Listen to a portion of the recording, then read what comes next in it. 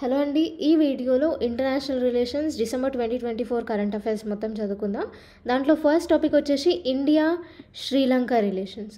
So Sri Lankan president ఇండియాని visit చేసినాడు, ఒక మీటింగ్ పెట్టుకున్నారు. సో ఈ మీటింగ్లో economic and technological cooperation agreement చేసుకున్నారు, దాని గురించి డిస్కస్ చేసుకున్నారు. ఈ అగ్రిమెంట్తోని ఫ్రీ ట్రేడ్ అగ్రిమెంట్ మళ్ళీ కంటిన్యూ చేయొచ్చు అనమాట. అండ్ శ్రీలంకలోని కంకే సంతురై పోర్ట్ పైన ఇండియా శ్రీలంకకి అసిస్టెన్స్ గ్రాంట్ చేద్దాం అనుకుంటుంది. మళ్ళీ డబుల్ ట్యాక్సేషన్ అవాయిడెన్స్ అగ్రిమెంట్ పైన మెమరాండమ్ ఆఫ్ అండర్స్టాండింగ్ చేసుకున్నారు. మళ్ళీ ట్రింకో మళ్ళీ డెవలప్మెంట్కి సపోర్ట్, మళ్ళీ 1500 శ్రీలంకన్ సివిల్ సర్వీసెస్ ఆఫీసర్స్కి ట్రైనింగ్, ఇంకా 100 ఎకనామికల్లీ డిసడ్వాంటేజ్డ్ స్టూడెంట్స్కి కాంప్రిహెన్సివ్ స్కాలర్షిప్ ప్రోగ్రామ్, మళ్ళీ Maho Anuradhapura segment of Indian రైల్వేస్కి 14.9 మిలియన్ USD అసిస్టెన్స్ చేయాలనేసి ఇండియా అనౌన్స్ చేసింది. సో ఇండియా శ్రీలంక వల్ల రిలేషన్స్ వల్ల రెండు కంట్రీస్కి గల సిగ్నిఫికెన్స్ ఏంటి అంటే, first thing Sri Lanka BRICS membership అప్లికేషన్కి ఇండియా సపోర్ట్ చేస్తుంది. అలానే UNSCలో India non permanent seat extension కోసం 2028 to 29 ఎక్స్టెన్షన్ కోసము శ్రీలంక కూడా ఇండియాకి సపోర్ట్ చేస్తుంది ఇంటర్నేషనల్ ఫోరమ్స్లో. మళ్ళీ నెక్స్ట్ ఇండియన్ ఓషన్ రీజియన్లో థ్రెట్స్ని కౌంటర్ చేసి free, safe and secure Indian Ocean region connectivity ప్రోగ్రామ్స్ని రెండు కంట్రీస్ ఇన్వాల్వ్ అయ్యి చేస్తున్నాయి ఇండియన్ ఓషన్ రీజియన్ని సెక్యూర్ చేయడం కోసం. నెక్స్ట్ ఇంటర్గ్రిడ్ కనెక్టివిటీ ప్రోగ్రామ్కి రెండు కంట్రీస్కి multi product petroleum pipe line, దీనికి LNG సప్లైకి, మళ్ళీ సంపూర్ పవర్ ప్రాజెక్ట్కి, ఇలా చాలా ప్రోగ్రామ్స్లో ఇద్దరు కలిసి వర్క్ చేస్తున్నారు. తర్వాత రెండు కంట్రీస్ ఇండియన్ ఓషన్ రిమ్ అసోసియేషన్లో, మళ్ళీ బిమ్స్టెక్లో మెంబర్స్. మళ్ళీ స్లీనెక్స్ SLINAX స్లీనాక్స్ అనే ఒక నావల్ ఎక్సర్సైజ్, మిత్రశక్తి అనేసి military exercise, India Sri Lanka collaborate అయ్యి జాయింట్ ఎక్సర్సైజ్ కండక్ట్ చేసుకుంటున్నారు. ఇండియా హోస్ట్ చేసే మిలన్ మల్టీలేటరల్ నావల్ ఎక్సర్సైజ్లో శ్రీలంక కూడా పార్టిసిపేట్ చేస్తుంది. సో ఇట్లా రెండు కంట్రీస్కి మ్యూచువల్గా ఈ రిలేషన్స్ వల్ల ఇద్దరు బెనిఫిట్ అవుతున్నారు. సో శ్రీలంకకి స్పెసిఫిక్గా సిగ్నిఫికెన్స్ ఏంటి అంటే, మన ఇండియా శ్రీలంకన్ రిలేషన్స్లో శ్రీలంక ఎకనామిక్ క్రైసిస్ నుంచి తప్పించుకోవడానికి ఇండియా హెల్ప్ చేస్తుంది. అండ్ అఫీషియల్ క్రెడిటర్స్ కమిటీ అనేసి ఒక కమిటీ ఉంది. ఈ కమిటీ అప్పులలో ఉన్న కంట్రీస్కి ఫినాన్స్ ఇస్తుంది. సో ఈ కమిటీలో 17 మెంబర్స్ ఉన్నారు. 2023లో ఈ కమిటీ ఫామ్ అయింది. ఈ కమిటీ చైర్ మెంబర్స్ లాగా మన ఇండియా, జపాన్ ఇంకా ఫ్రాన్స్ కూడా ఉన్నారు. సో అట్లా డెప్ట్ ఇష్యూస్ని సాల్వ్ చేసుకునే అవకాశం మనం ఇస్తున్నాం. తర్వాత మన ఇండియా శ్రీలంకకి చాలా వరకు అసెస్ చేస్తుంది. అండ్ శ్రీలంకకి లార్జెస్ట్ ట్రేడింగ్ పార్ట్నర్ మనము, top foreign direct investment contributor, ఇంకా చాలామంది ఇండియన్ టూరిస్టులు శ్రీలంకకి వస్తారు. అండ్ హ్యుమానిటేరియన్ అసిస్టెన్స్ కానీ, డిజాస్టర్ రిలీఫ్ ప్రోగ్రాంలో కానీ, మళ్ళీ కొలంబో సెక్యూరిటీ కాన్క్లేవ్ లాంటి సెక్యూరిటీ ఇనిషియేటివ్స్లో ఇండియా శ్రీలంకకి సపోర్ట్ చేస్తుంది. సో ఇట్లా మనం హెల్ప్ అవుతున్నాం. ఇప్పుడు మన ఇండియాకి శ్రీలంకతోని ఇంపార్టెన్స్ ఏంటి అంటే, ఫస్ట్ థింగ్ ఇండియాకి Sri Lanka closest maritime neighbour. Okay, security and స్టెబిలిటీకి శ్రీలంక చాలా హెల్ప్ అవుతుంది. And neighbourhood first policy, security and growth for all in the region, Sagar ఇనిషియేటివ్లో శ్రీలంక మెయిన్ రోల్ ప్లే చేస్తుంది. And around 1.6 million Indian origin తమిళియన్స్కి కొలంబో బిజినెస్ సెక్టర్లో, వీళ్ళందరూ బిజినెస్ సెక్టర్లో ఉన్నారు. సో ట్రేడ్ పరంగా కూడా శ్రీలంక మనకి హెల్ప్ అవుతుంది. దీంట్లో ఛాలెంజెస్ చూసుకుంటే ఇండియా శ్రీలంక రిలేషన్స్లో శ్రీలంకలో చైనీస్ ప్రెసెన్స్ అండ్ ఇన్ఫ్లుయెన్స్ పెరిగిపోతుంది. ఇండియాకి శ్రీలంకకి ఫిషర్మెన్ డిస్ప్యూట్ ఉంది. మనకి కచ్చతీవు ఐలాండ్ అనేసి ఒకటి ఏమంటారు స్ట్రాటజిక్ అంటే ఎక్కువ చేపలు ఉంటాయి అన్నమాట ఐలాండ్లో, ఆ ఐలాండ్ దగ్గర. సో ఈ కచ్చతీవు ఐలాండ్ని మనము 1974లో శ్రీలంకకి ఇచ్చినాం. కానీ ఇండియన్ ఫార్మర్స్ ఈ ఏరియాలో ఫిషింగ్ రైట్స్ కోసం కొట్లాడుతున్నారనమాట. సో అట్లా శ్రీలంకకి ఇండియాకి మధ్యలో గొడవలు అవుతున్నాయి. అండ్ ఇండియాకి శ్రీలంకకి మధ్యన ఎథ్నిక్ కాన్ఫ్లిక్ట్ ఇంకా ఉంది. సో ఇవన్నీ మేజర్ ఛాలెంజెస్. నెక్స్ట్ టాపిక్ వచ్చేసి 2.2 ఇండియా భూటాన్ రిలేషన్స్. సో రీసెంట్గా భూటాన్ కింగ్ అండ్ క్వీన్ ఇండియాకి అఫీషియల్గా విజిట్ చేసినారు. సో దీంట్లో ఈ విజిట్లోకి హైలైట్స్ వచ్చేసి ఇండియా భూటాన్లో గెలేఫు మైండ్ఫుల్నెస్ సిటీ ప్రాజెక్ట్కి సపోర్ట్ చేస్తుంది.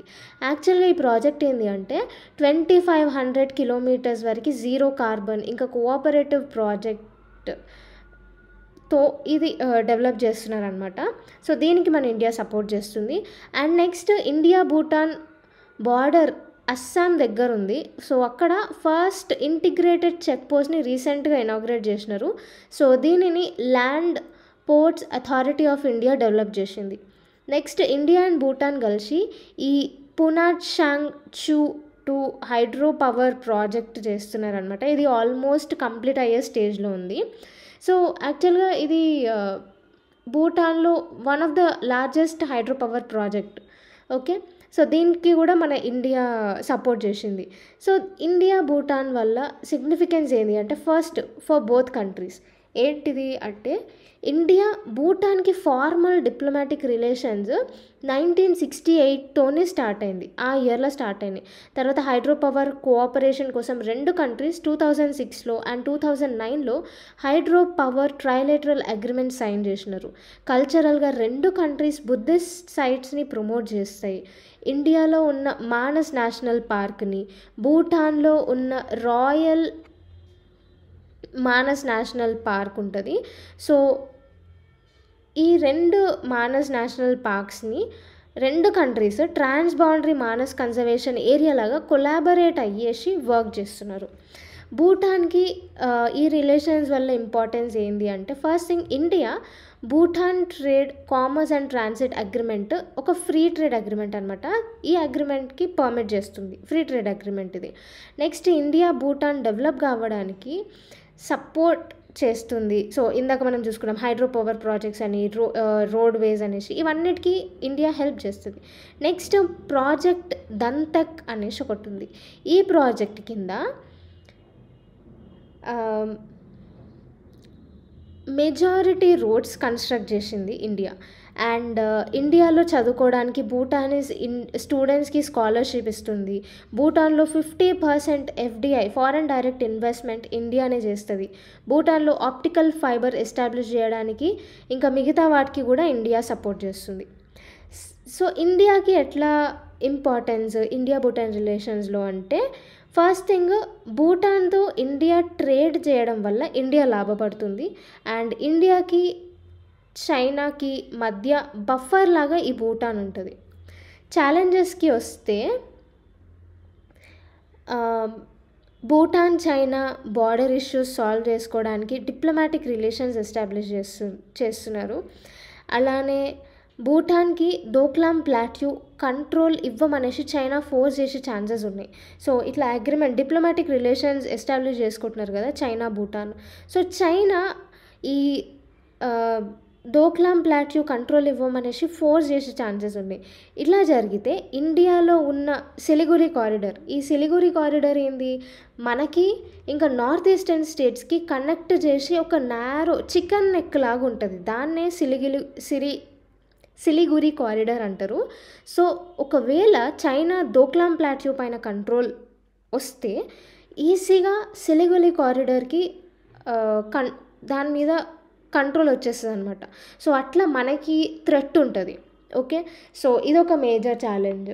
తర్వాత నెక్స్ట్ చైనా ఈ భూటాన్, లడాక్, నేపాల్, సిక్కిం, అరుణాచల్ ప్రదేశ్ని 5 ఫింగర్స్ లాగా చూస్తుంది.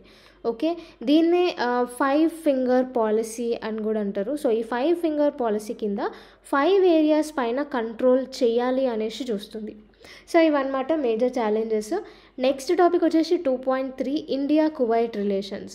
సో గత 43 ఇయర్స్లో ఫస్ట్ టైం అనమాట ఇండియన్ ప్రైమ్ మినిస్టర్ కువైట్ని విజిట్ చేసినాడు. సో కువైట్లో highest honour award the order of Mubarak Al Kabeer అనేసి కువైట్ హయ్యెస్ట్ ఆనర్ అవార్డ్ అనమాట. మీరు ఈ ఇంటర్నేషనల్ కరెంట్ అఫైర్స్ ప్రీవియస్ మంత్స్వి కూడా చదువుకుంటే చాలా కంట్రీస్, ఒక 5-6 కంట్రీస్ మన ప్రైమ్ మినిస్టర్కి హయ్యెస్ట్ ఆనర్ అవార్డ్ ఇచ్చినాయి. ఓకే, సో ఆ కంట్రీస్ అన్నీ గుర్తుపెట్టుకోండి. సో చాలా కంట్రీస్ ఇంక్లూడింగ్ కువైట్ కూడా మన ప్రైమ్ మినిస్టర్కి హయ్యెస్ట్ ఆనర్ అవార్డ్ అనేది ఇచ్చింది. సో ఇంటర్నేషనల్ సోలార్ అలయన్స్లో కువైట్ జాయిన్ అయింది.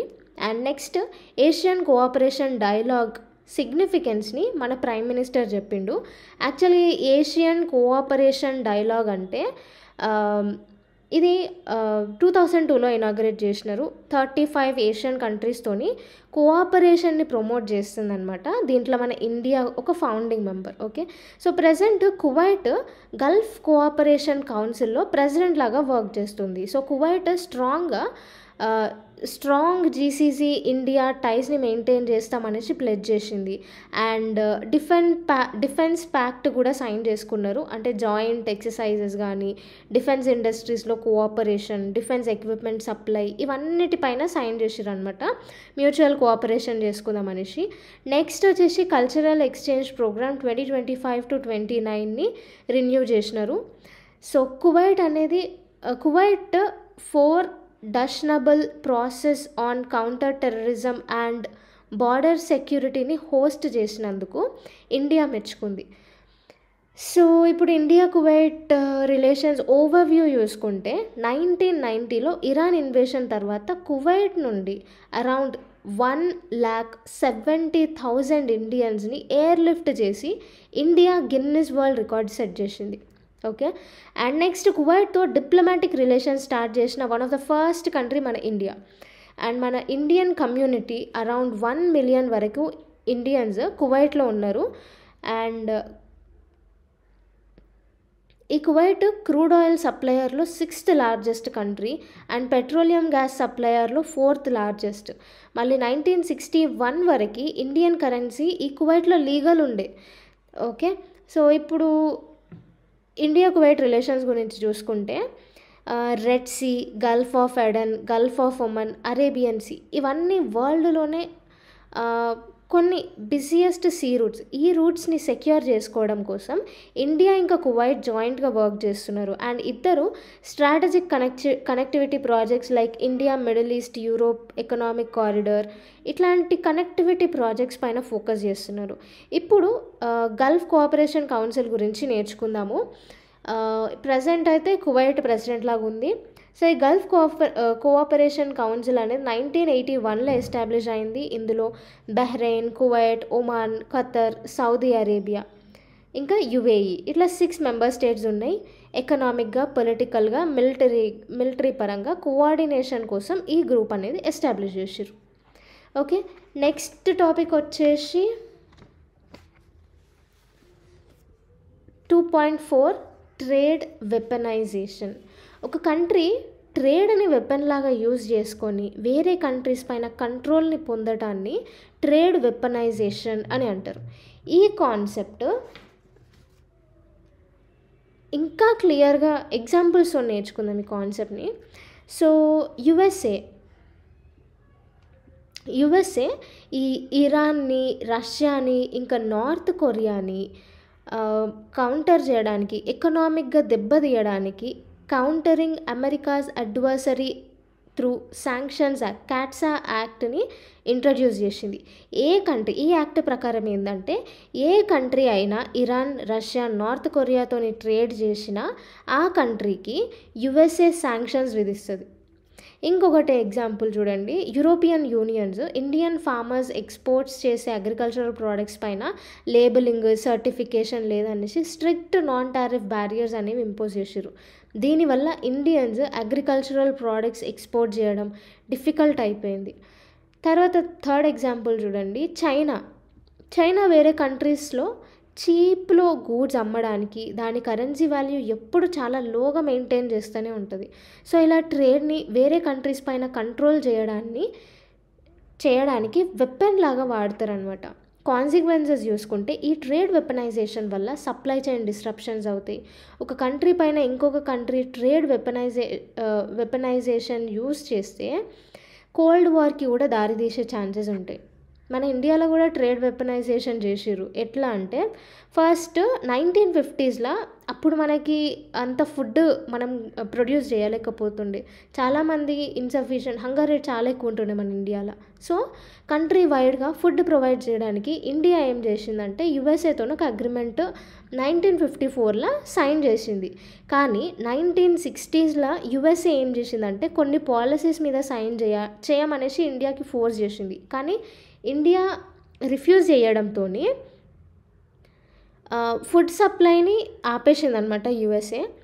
తర్వాత మనమే ఫుడ్ ప్రొడ్యూసర్ లాగా సుబ్రమణ్యన్ గ్రీన్ రెవల్యూషన్ తీసుకొచ్చి ఇండియానే one of the largest food producer లాగా తయారు చేసిండు. తర్వాత నెక్స్ట్ 1974 ఇంకా 1998లో ఇండియా న్యూక్లియర్ టెస్ట్ చేసింది. అట్లా న్యూక్లియర్ టెస్ట్ చేసినందుకు చాలా కంట్రీస్ ఇండియాకి శాంక్షన్స్ చేసినాయి. యురేనియంని మనకి ఇవ్వడం ఆపేసినాయి. తర్వాత మన ఇండియానే మన థోరియం రిజర్వ్స్ని యూజ్ చేసుకోవడానికి 3 స్టేజ్ న్యూక్లియర్ ప్రోగ్రామ్ని డెవలప్ చేసింది. సో ఇదన్నమాట ట్రేడ్ వెపనైజేషన్ గురించి. సో రీసెంట్గా అయితే మన ఎక్స్టర్నల్ అఫేర్స్ మినిస్టర్ ఈ ట్రేడ్ వెపనైజేషన్ ఇంక్రీజ్ అవ్వడం వల్ల జాబ్ లాసెస్ కూడా పెరిగిపోతున్నాయి అనేసి చెప్పిండు. నెక్స్ట్ టాపిక్ వచ్చేసి 2.5.1 యూకే జాయిన్స్ సిపిటిపిపి. సో ఈ సిపిటిపిపి అంటే comprehensive and progressive agreement for trans Pacific partnership. ఈ ఆర్గనైజేషన్ ట్రేడ్ చేసుకోవడానికి ఒక ప్లాట్ఫామ్ ప్రొవైడ్ చేస్తుంది. దీంట్లో 12 కంట్రీస్ ఉన్నాయి. Australia, Canada, Japan, New Zealand, Brunei, Chile, Malaysia, Mexico, Singapore, Vietnam ఉన్నారు. రీసెంట్గా యూకే కూడా జాయిన్ అయింది. ఈ గ్రూప్లో మన ఇండియా లేదు, అది గుర్తుపెట్టుకోండి. నెక్స్ట్ టాపిక్ వచ్చేసి 2.5.2 Nepal and China signed BRI cooperation framework. So one belt one road ఇనిషియేటివ్ని చైనా 2013లో లాంచ్ చేసింది. మల్టిపుల్ కంట్రీస్తో ట్రేడ్ కనెక్టివిటీని పెంచుతూ trade and economic growth increase చేయడం కోసం ఈ బెల్ట్ అండ్ రోడ్ ఇనిషియేటివ్ని లాంచ్ చేసింది చైనా. ఈ belt and road initiative cooperation ఫ్రేమ్వర్క్కి నేపాల్ రీసెంట్గా సైన్ చేసింది. సో ఈ BRI ఇనిషియేటివ్ వల్ల ఇండియాకి సెక్యూరిటీ థ్రెట్ ఉంటుంది. China string of pearls theory అని డెప్ ట్రాప్ డిప్లొమసీతో స్ట్రాటజిక్గా ఇండియన్ రీజియనల్ ఇన్ఫ్లుయెన్స్ని డీకెన్ చేస్తుంది. ఇంతేకాదు ఈ BRI ఇనిషియేటివ్లో పాకిస్తాన్ ఇంకా శ్రీలంక కూడా పార్టీ. సో ఇది మన ఇండియా తరపు నుంచి చూస్తే కన్సర్న్స్ లాగానే కనిపిస్తాయి. నెక్స్ట్ టాపిక్ వచ్చేసి 2.5.3 ఫేవా డైలాగ్. సో ఈ ఫేవా డైలాగ్ సిరీస్ అనేది south Asia regional economic integration కోసం లాంచ్ చేసిన ఒక official think tank forum. Okay, Nepal and China కలిసి ఈ సిరీస్ని లాంచ్ చేసిర్రు. నేపాల్లో పొఖావా వ్యాలీ దగ్గర ఫేవా లేక్ ఉంది. ఆ లేక్ పేరు మీదనే ఈ ఫేవా డైలాగ్ లాంచ్ చేసారు. Next 2.5.4 Indian Chemical Council wins OPCW the Hague award. So the Hague award అనేది 2014లో ఎస్టాబ్లిష్ చేసినారు.